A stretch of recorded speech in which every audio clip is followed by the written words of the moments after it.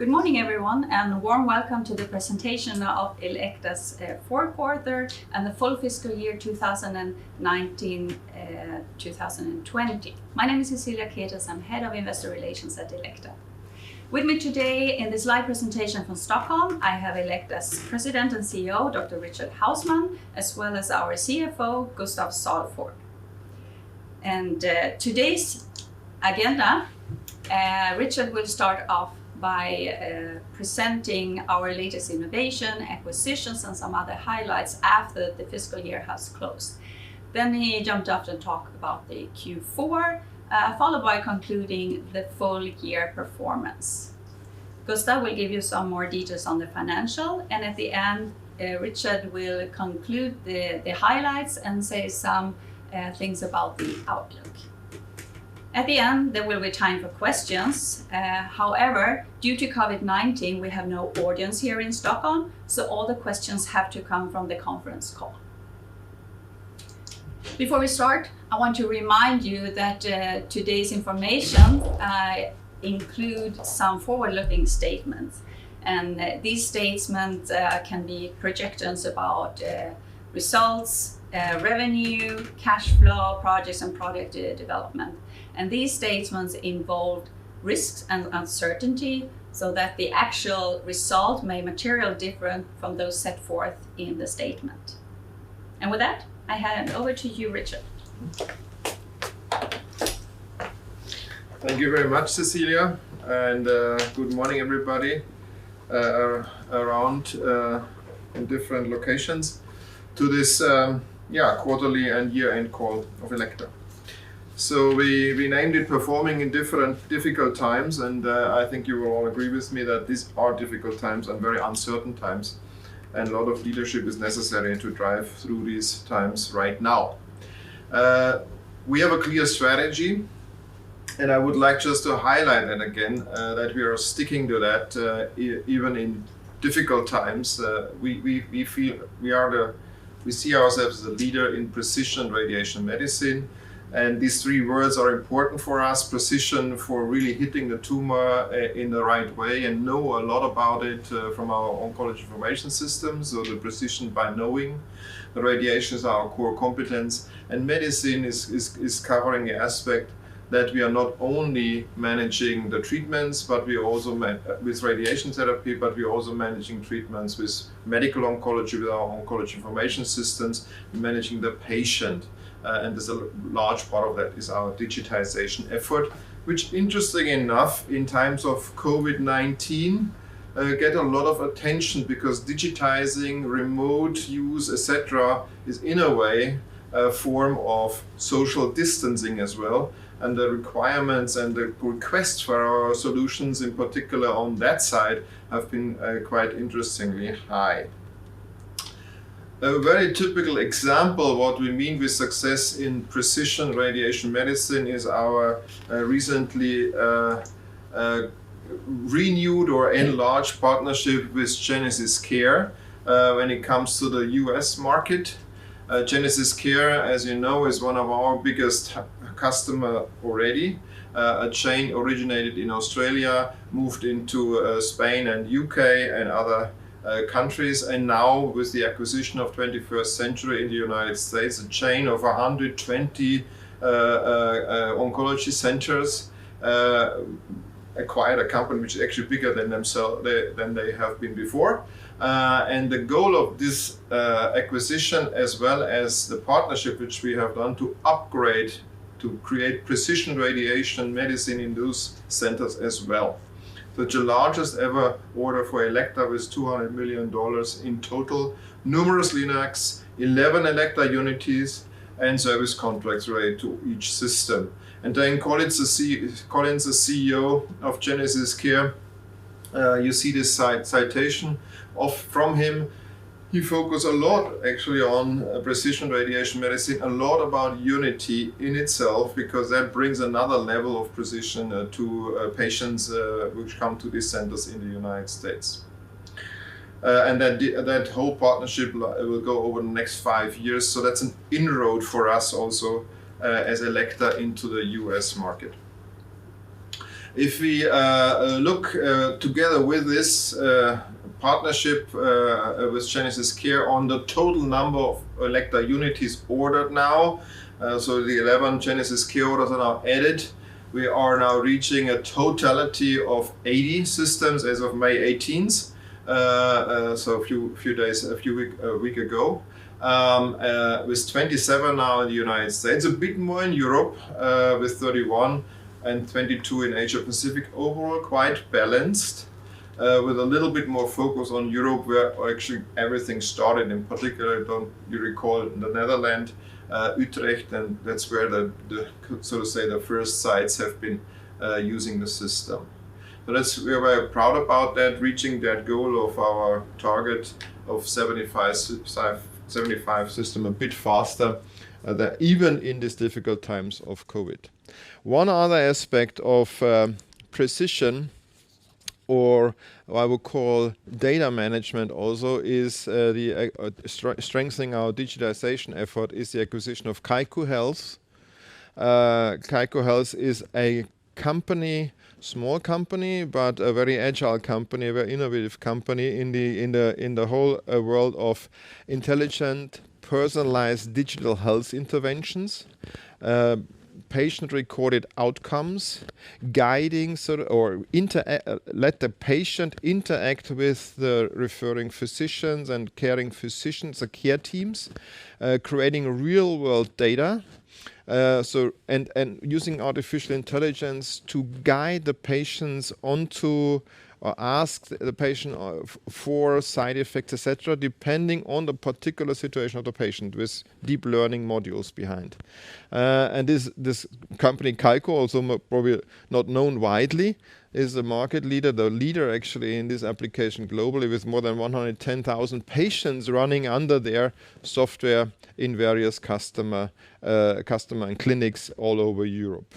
So that's an example of our strengthening portfolio in the digital world. But we also, of course, do a lot in our, call it more hardware product related world. And there we strengthen our portfolio with two innovations which have been now digitally launched already. One is a new applicator for brachy, so-called Geneva. Now we went from Venezia, which was a gynecological applicator for the advanced stage cancers, now into the more broad application Geneva for the same type of cancer but in early stages. With the same advantages, and it's interesting to see that these digital launches, which were of course a bit pushed by the COVID-19 situation, have shown even more success than just going to a show. Yeah. So in that sense, I would like to say and highlight a bit that there are also things which kind of bring us to other levels of performance using digital methods in the future. The Lightning is a new way of using the gamma knife and planning the treatment with the gamma knife, which results in a reduction of treatment planning time significantly, as well as a reduction of beam on time. So efficiency of the system is improved, and that's a very big breakthrough, also launched digitally.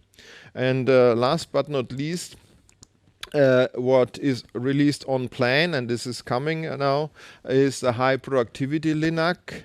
This is a new platform of LINAC moving forward, new design, in particular balancing the patient interaction and making the workflows better and footprint better. So that's all on track, and I think despite the fact of lockdowns and social distancing, I think we are moving with our marketing and sales efforts in these areas forward with these new innovations.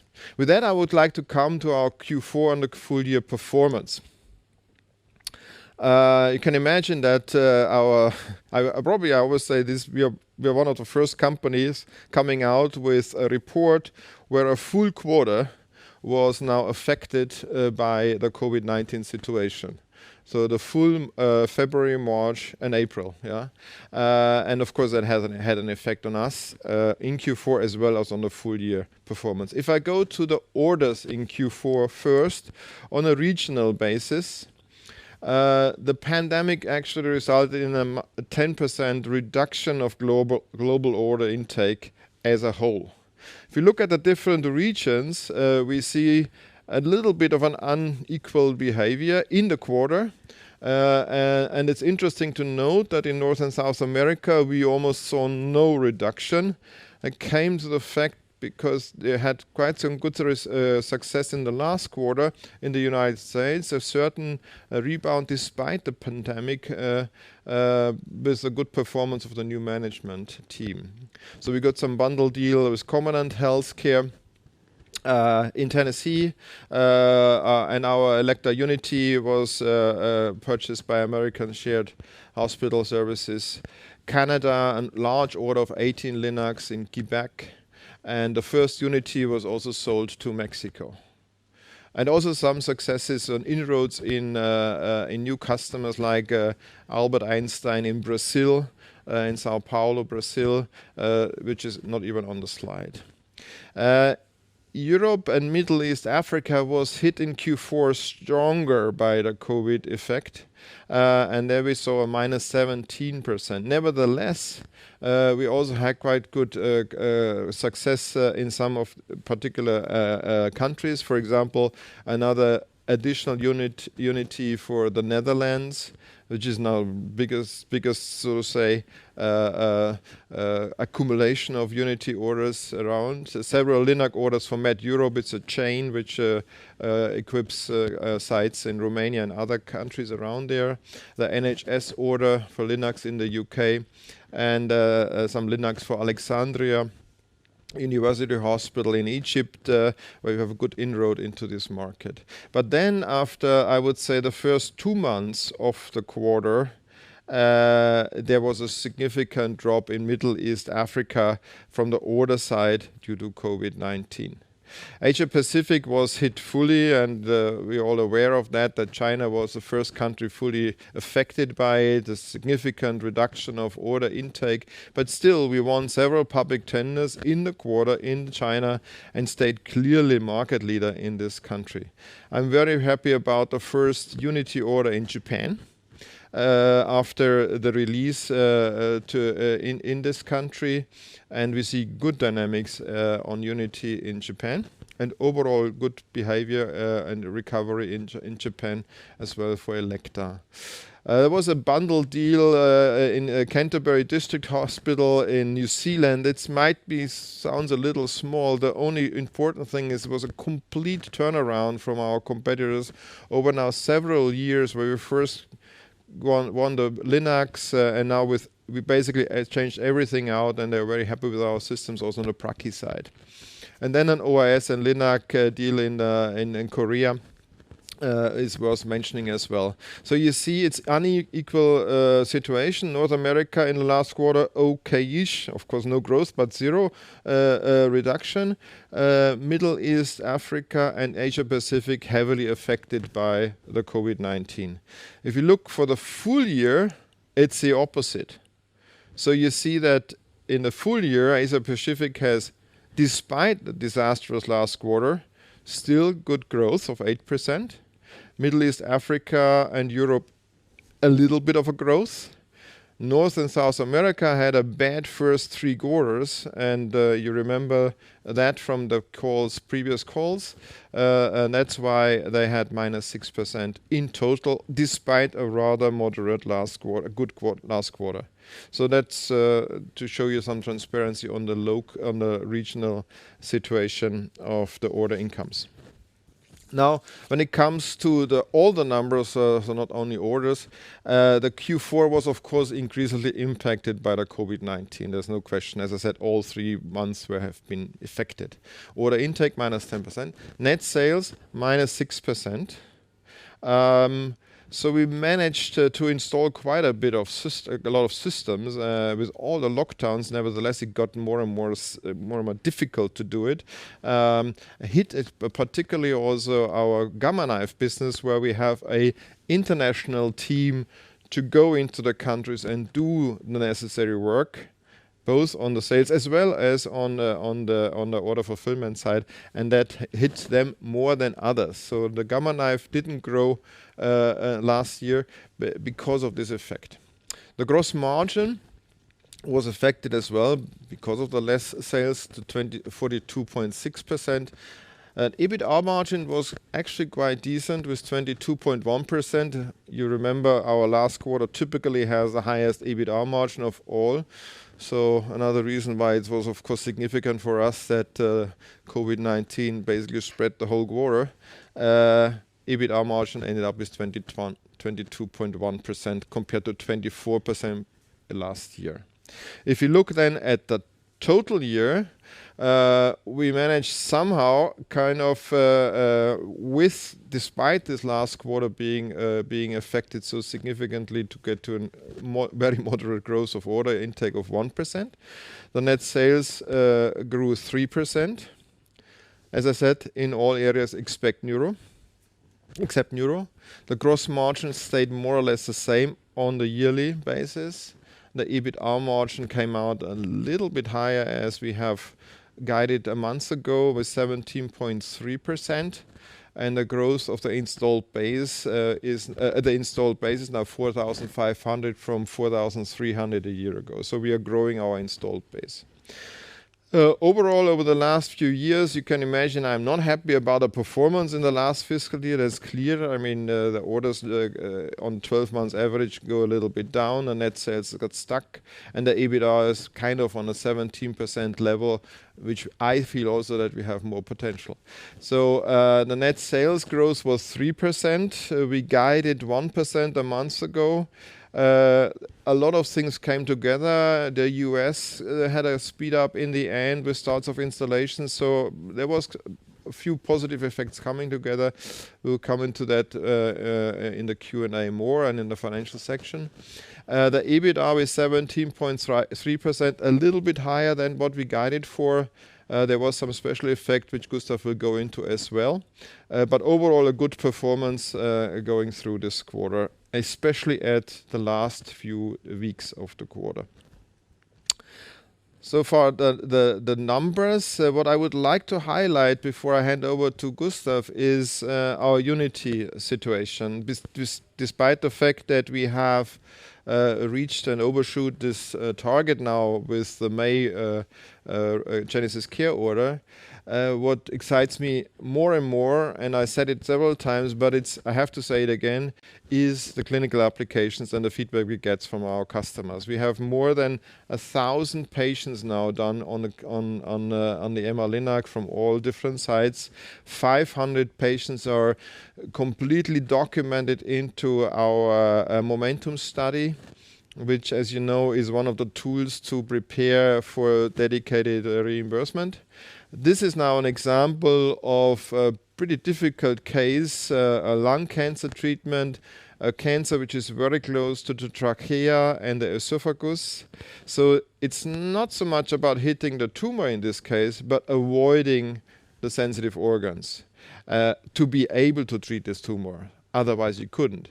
And you can see the dose distribution on the lower picture, which shows that it's an excellent dose distribution, and it's an avoidance of the sensitive organs to an extent which you could not assume if you wouldn't have this kind of pictures, MR pictures and MR contrasts available. So it's quite an interesting case in itself.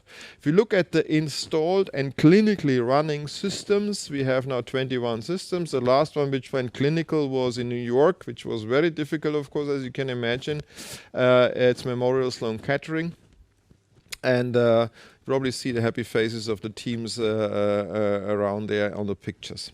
With that positive statement, I will hand over to Gustav, keeping social distance. Thank you, Richard. So I will run through the financials for the quarter, and if we start with let me see here. If we start with the P&L perspective on the quarter, you will see that we were impacted by COVID throughout the full quarter, as Richard mentioned. What was positive, though, is we had a really strong finish in the end of April. A lot of the installations that we planned for and pushed for, they happened out in the installed base. And I think that's a very positive sign that our organization can get access and our organization can install the machines, so we also can take revenue. But all in all, net sales was down 6% in the fourth quarter, primarily driven what we call solutions, or our devices, so to say. That was minus 11% versus strong quarter last year. Service, 4%, a bit lower than run rate, but that was also a difficult comparison, and we are quite pleased with that number as well in this difficult quarter. North-South America on -1, and it's positive to note that US had a low single-digit growth in the quarter when it comes to revenue. Europe, Middle East, Africa at -2, and Asia Pacific, of course, fully impacted. Some difficulties get, the logistics change, the supply chains and installation on then -14, especially in the beginning of the quarter in China that we highlighted in the last report. Gross margin declined. It was partly volume, but it was really about the product mix as well. And it is difficult now in COVID times to install products where you need to have installation teams going cross-border. So Gamma Knife was especially hit in the fourth quarter when it comes to revenue. EBITDA 22.1%, quite a strong number. We were below last year, that was on 24% in the isolated quarter, but we're quite pleased with the EBITDA levels as well. I'll come back to a couple of the one-off effects we had in the quarter as well. If you then take the full year perspective, then revenue growth came in at 3%, and this is where we updated you a couple of weeks ago on the 1% growth, what we saw in the April timeframe, but the installations went very well in the last couple of weeks, so therefore the higher 3%. And then EBITDA level on 17.3%. North-South America on -6, and Europe, Middle East, Africa +9, Asia Pacific on this 6 number as well. And then you see the difference between the solutions on +1 and service on a full year number on 6% growth, often quite linked to the installed base growth of the company. Gross margin levels at last year's level, and then EBITDA 17.3. We have been very active on the liquidity financing side during the last quarter, and it had some impact then on increased financial costs. So the increased debt liquidity drives a bit additional expenses on the financial side. We also saw a bit lower return on the investment funds we have, and then you have a IFRS 16 effect on net profit level as well.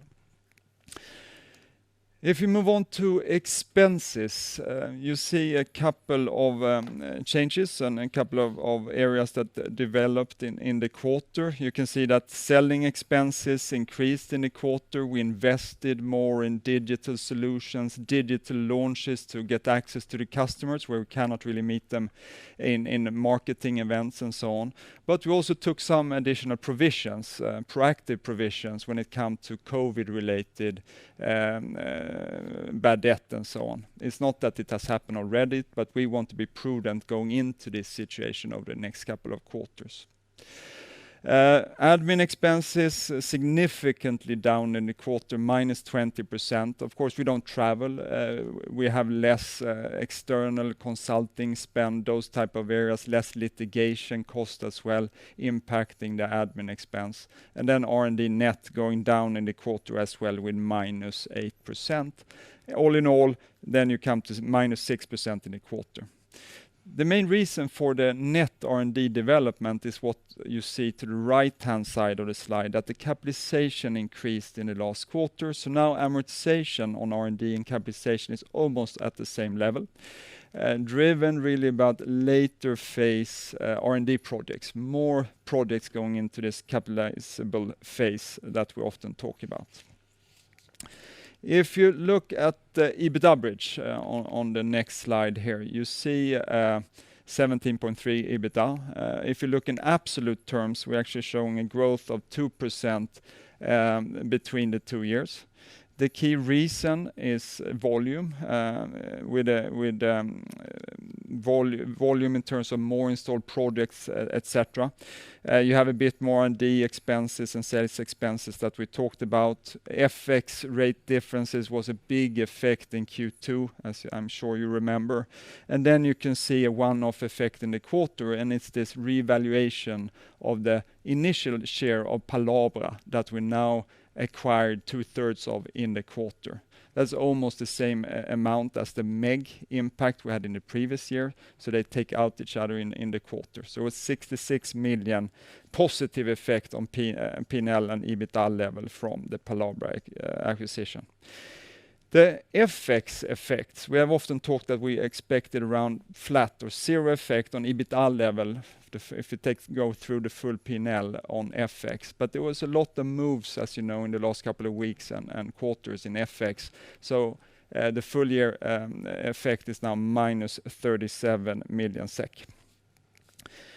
Moving on to working capital, we have talked a lot about the inventory during the year. We built up inventory in the beginning of the year, Q1, Q2, kind of peaked in October because of Brexit.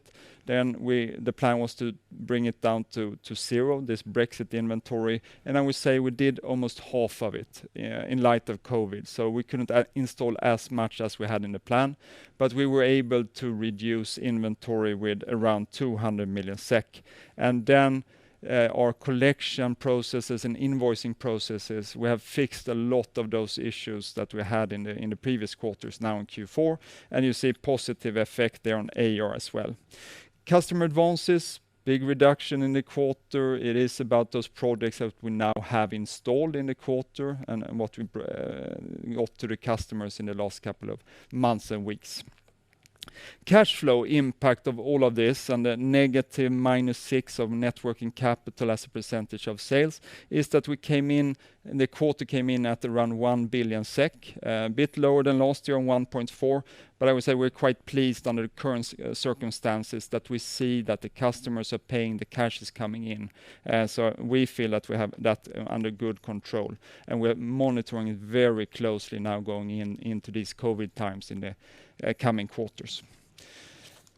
One area of a lot of activity for Elekta, as I mentioned before, is of course raising additional fund liquidity. We were very active in the initial phase of the COVID situation, and now we have a available cash position of more than 6 billion, and leverage is at 0.6.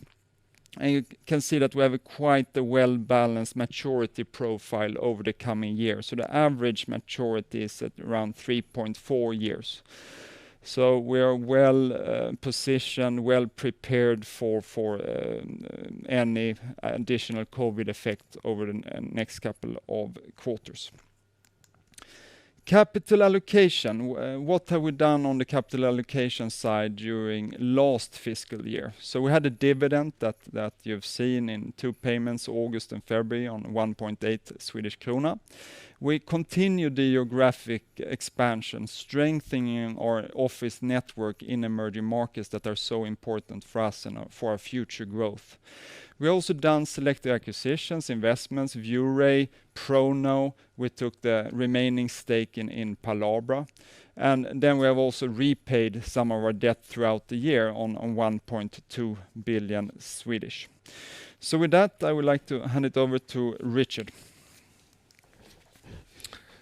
Thanks, Gustav. Let me have a short outlook for you.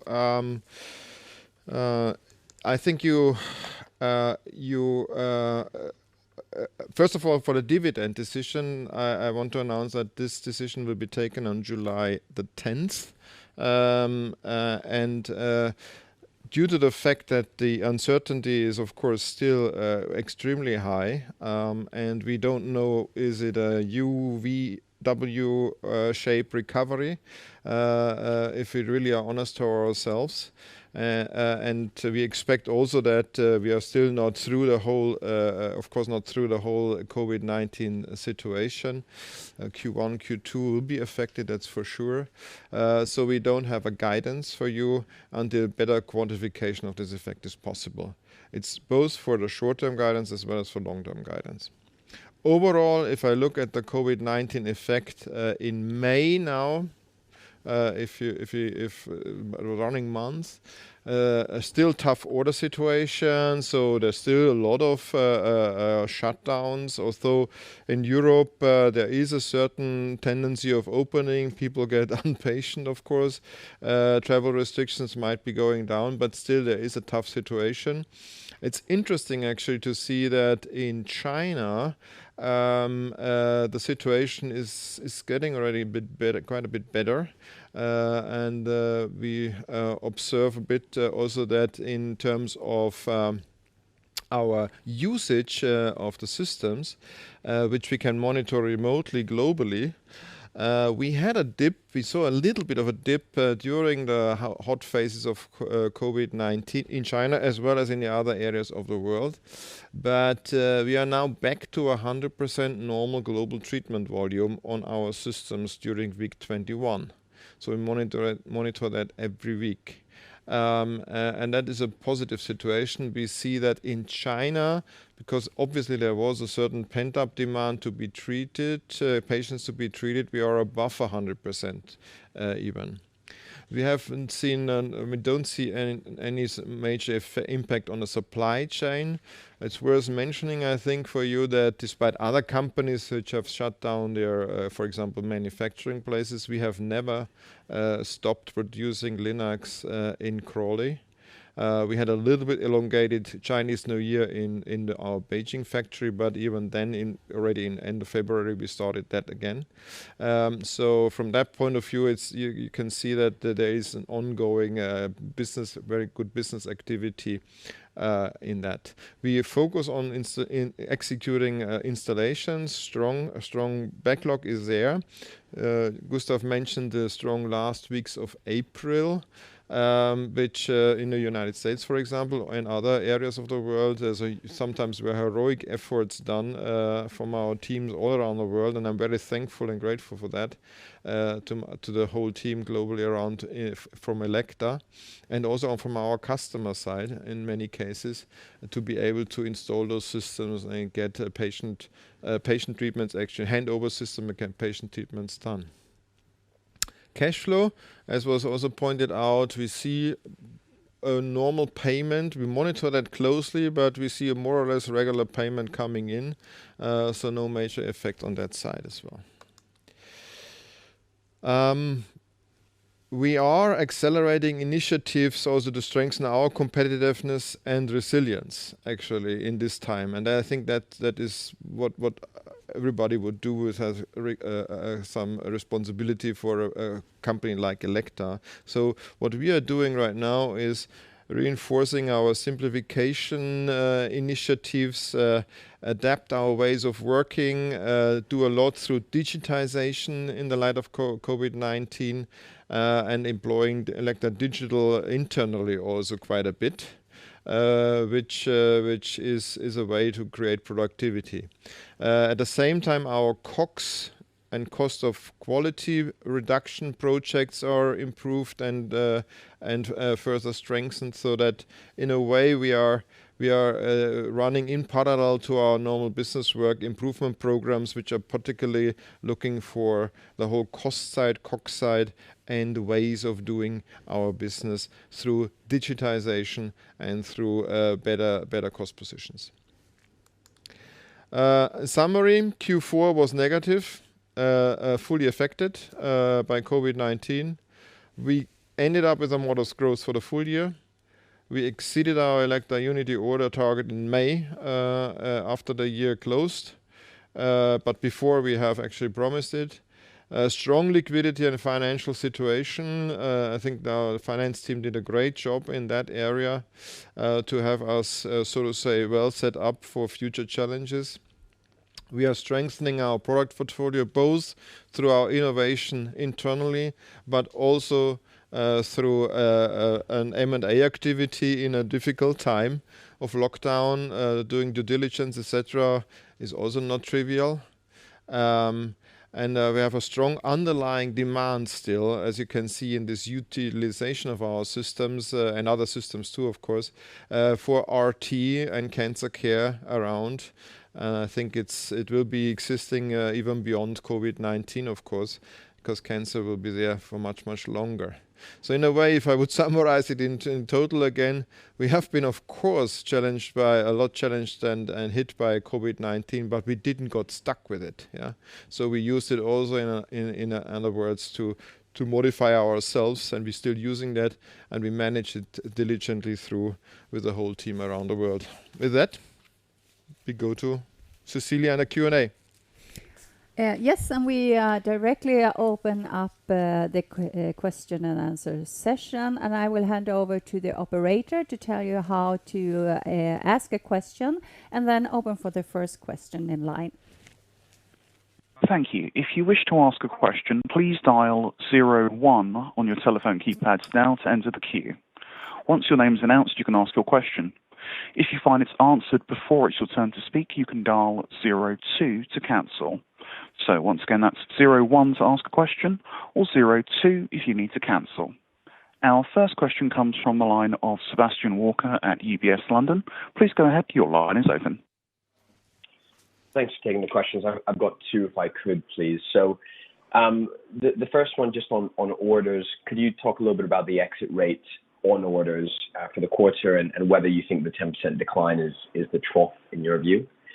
And then the second question is on cash flow. So I'm struggling to reconcile the strong P&L performance with the weaker cash flow development. So I was just wondering, what do you see as a sustainable cash conversion ratio for the business, and when should we expect it to get to a more normalized level going forward? Thanks. Sebastian, could you just repeat the first question? You talked about can you take it again, please? Sure. So the first one was on orders and the exit rate in terms of orders for growth for the quarter. So what kind of orders did you see in April? And whether you think the 10% decline that you had in the quarter is the trough in your view? Thanks. I can start, but on the exit rate in April, so what was the order situation in the last month, so to say, of the quarter? We saw a positive development. I mean, the order process in Elekta is quite long. It's over months, quarter, and sometimes years. So we saw a positive development there. Of course, not as good as last year, but we still see activity out in the sales situations, but we need them to go to digital channels in many situations. But we were able to close deals on Skype and Zoom and Teams and all those digital tools as well throughout the quarter. But of course, not as last year's level. So this is a big topic for us right now. How can we get access to the sales from the sales force to the customers? When do we see the marketing activities coming up again? We see a lot of delayed or postponed marketing events.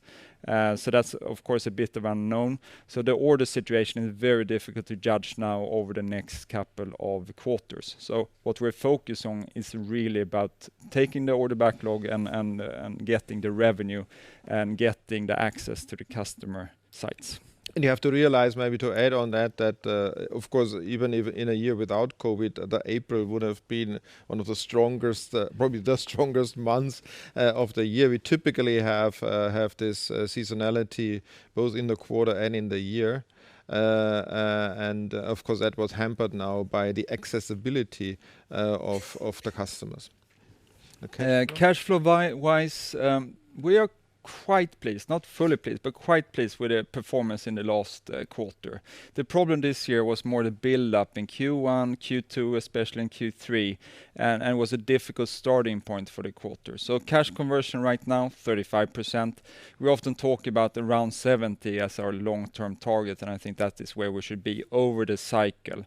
If you go back a couple of years, we have been significantly over 100%, but the 70 is where we see a long-term good level, so to say.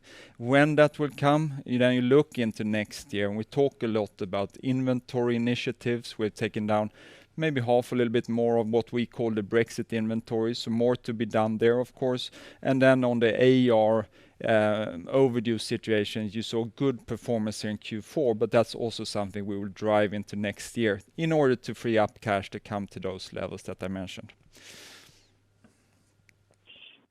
Great, thanks. So just to follow up, would you expect to be around that 70% next year, or sorry, in the coming year? Yeah, we will. And then just yeah. on, sorry, and just separately on orders, I guess the question is ultimately, should we be thinking Q1 is going to be worse than the down 10% we saw this quarter, or do you think it will be better?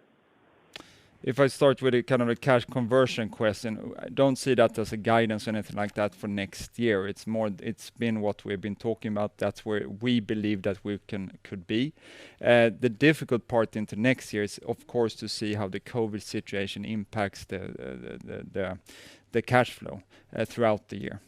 But we have a lot of opportunities to improve, and that's what I try to describe on the inventory side, but also on the AR side.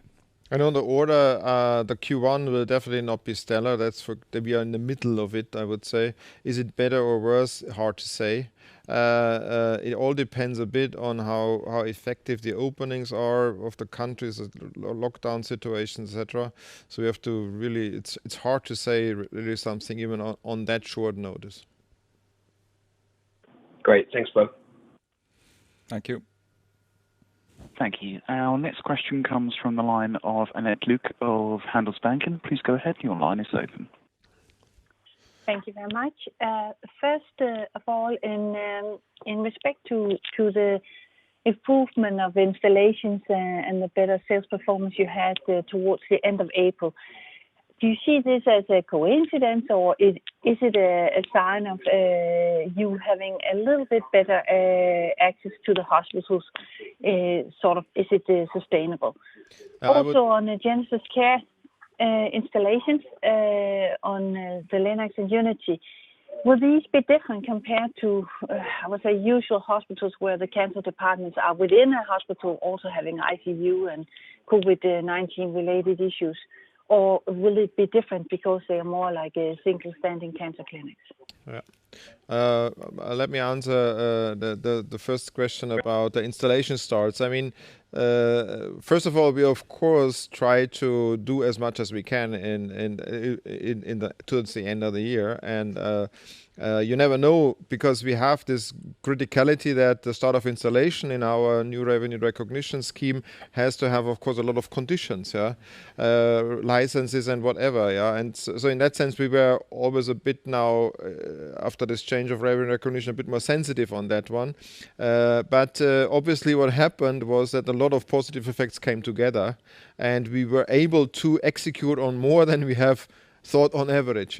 That was an effect which is driven a lot by the year-end effect too. I mean, I wouldn't say that this is now ongoing in an equal way, because April is of course also the end of the fiscal year, and a lot of the order fulfillment people, sales people, etc., account managers are pushing and trying to do as much as they can, and they did that this year too, but of course not at the level of the last year, but they tried to do it, and it came positively together.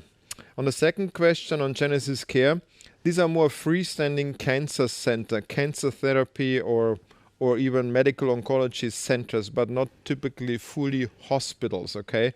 So they are not general hospitals. So in that sense, they are less affected by, potentially less affected by the COVID-19 situation. But as you can imagine, the whole COVID-19 situation is affecting or even normal situations like traveling, etc. So that depends a bit on that one as well. Yeah. Can you then say, Richard, a little bit about if we look at how the access to hospitals are right now? Is it easing up in some markets? I don't know, Germany, Denmark, Sweden, and then still, difficult in the US, or are you seeing any sort of improvements? Yeah, I would say where we see improvement, I mentioned that in the presentation, is China. for sure. Yeah. There is an obvious, also if you would like to say, a political will to show that the system gets back to normal. And we hear positive signs from our team in China. Europe is still very, I would say, questionable. There is a lot of lockdowns, even in Scandinavia, as you know, in that sense, travel restrictions, etc. But also Germany, also opening up now more for tourism, kind of in southern Europe. But still, there is quite some problems existing. So I would not be so too positive about Europe. US, we had, as I mentioned also earlier, in New York, of course, was a terrible time and still probably is extremely challenging for the hospitals. We have projects going on that side as well, on additional projects on the Unity. It is, of course, extremely difficult right now to keep a focus on this topic when hospitals having to manage the COVID patients. And then I think it's important to say as well, it depends on what group from Elekta you're talking about. On the service side, our service engineers still to a large extent get access. It's local employees, and they get access to get the machines up and running, and we can do a lot of remote fixing that has been increased. On the order fulfillment installation side, to a large extent, we still get access. So it's more on the sales, marketing, sales rep side that the access is more restricted, I would say, in many countries. And the global interactions and installations that we refer to, for example, on the Gamma Knife. So you need to break it down a bit, the access question. I think the widespread local presence of Elekta helps, of course, us a lot, in particular in Asia, where more or less every country is having 2 weeks quarantine if you go from one to the other one, including Australia to anywhere or into Australia, as you know. So that is something when you have local people on service or in even order fulfillment installation teams in the countries, which we have in many cases, also through our distributors in many cases, then at least the direct service and direct things which can be handled locally can be done, and that's one of the strengths of Elekta in that time. Okay, thank you. I have a few more questions, but I'll jump back in the queue. Mm-hmm.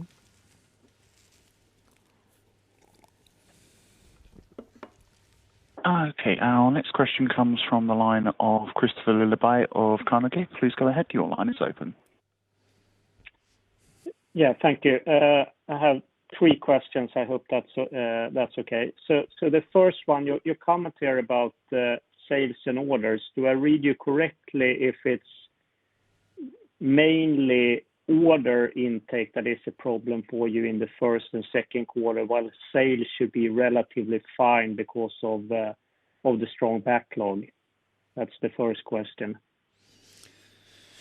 Yes, if I start with the order question, absolutely yes, because of the reason we mentioned, lots of uncertainties in the procurement processes, difficult to get access with sales meetings and so on. Revenue, we have a large, healthy backlog to deliver from.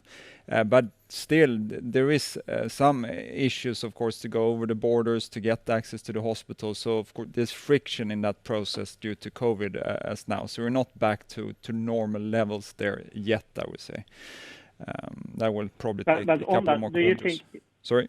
Yeah. Is it reasonable then to assume that the sales decline, which were 6% in Q4, that sales decline in the first quarter would be less than so?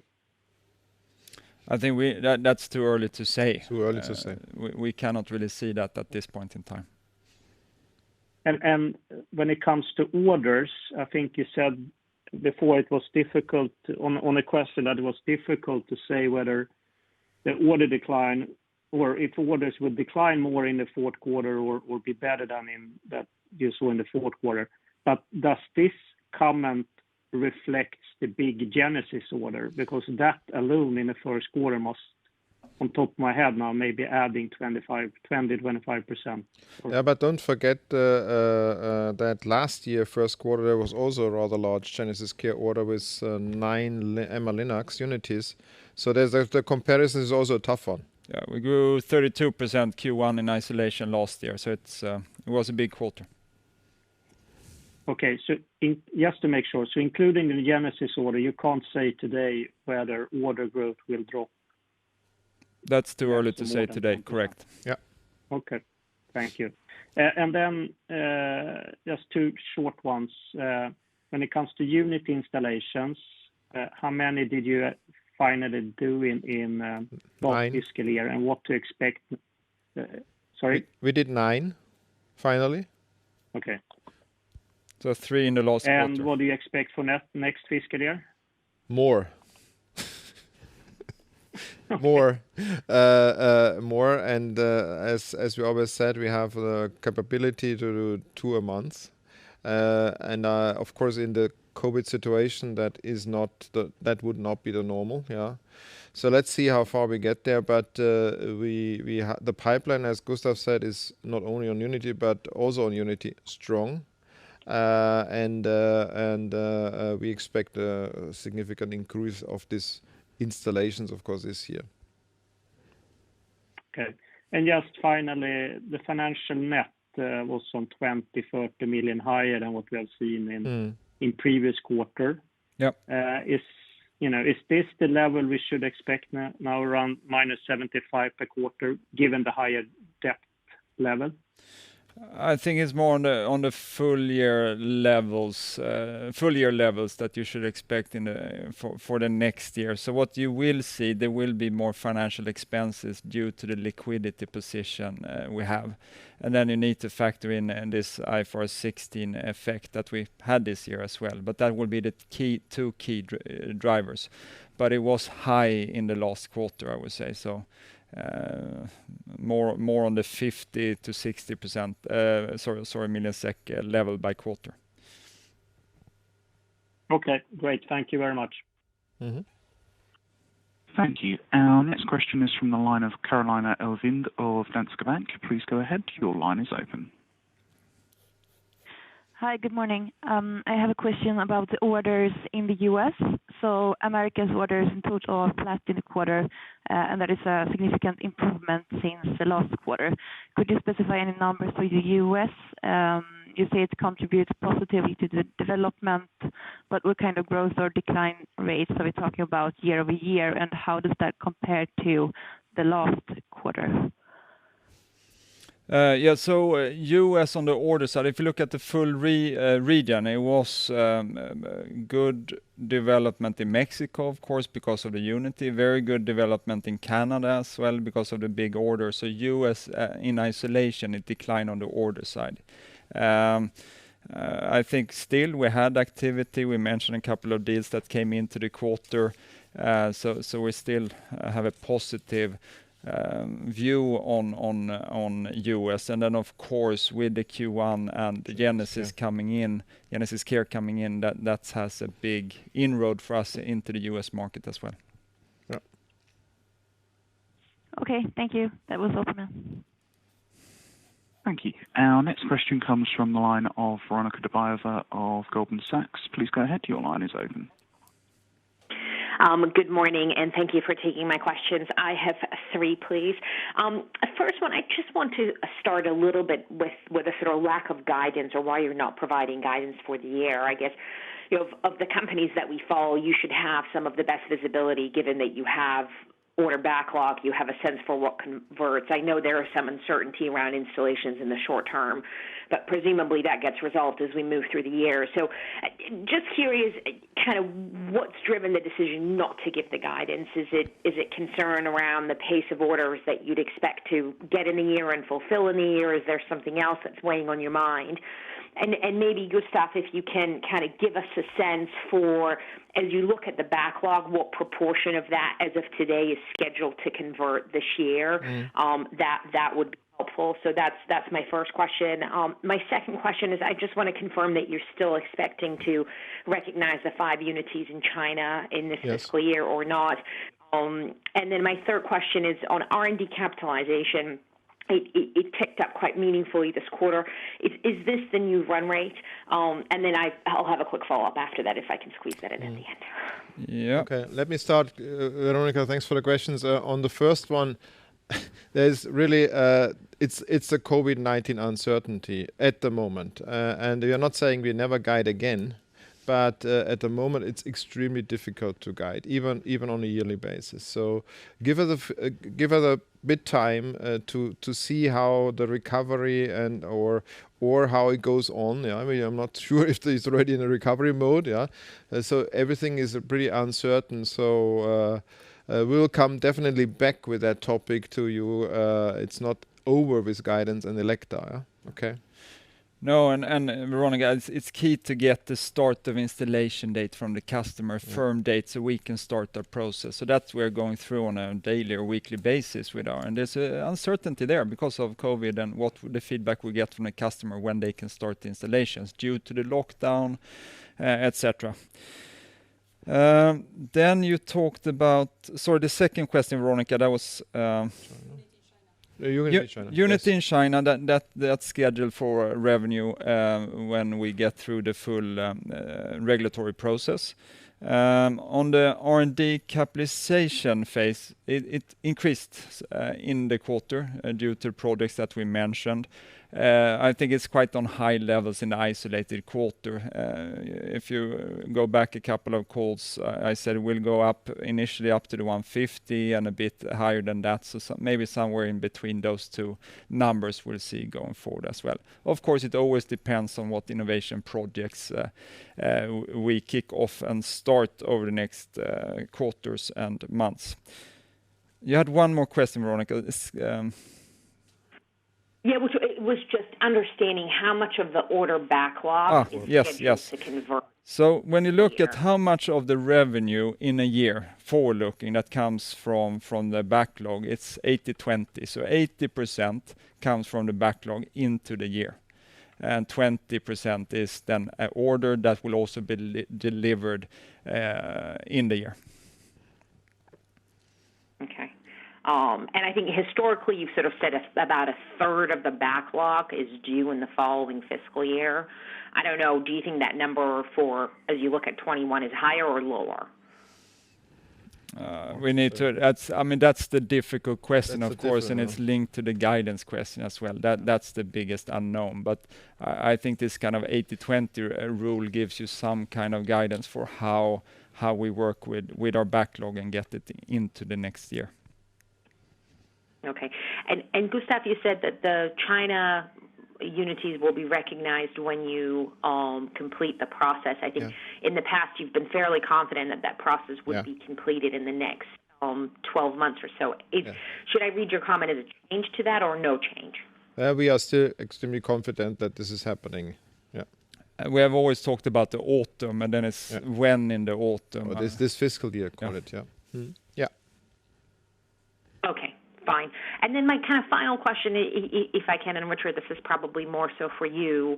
I'm kind of struck when you talk about the conversations you have with customers. You're talking about difficulty signing deals because you can't go market. But when we speak to hospitals, that doesn't seem to be their concern. Their concern seems to be their earnings are down, their cash flows are down, their patient visits are down, and that means not that they're postponing orders because they're busy, but they're postponing orders because they cannot afford them anymore. So I mean, maybe just I'd love to get your comments on this. I look at the public statements that the U.S. hospitals have made. They're talking about cutting capex this year 40%. So it doesn't seem to me like this is a timing problem. It seems to me like this is a financing problem that's here to last. So maybe crystal ball, how are you thinking about that? I know. This was one of the reasons why we couldn't sign them. But you're totally right, and I think this is a true statement. You say that the capex budgets are very much looked after, and are slimmed, in the situation. We also hear, as you say correctly, that the income on the private side on hospitals, in particular when it comes to elective procedures, is extremely down. Mayo Clinic, I think, published $900 million of lost income, so to say, in the COVID time. That is certainly an effect.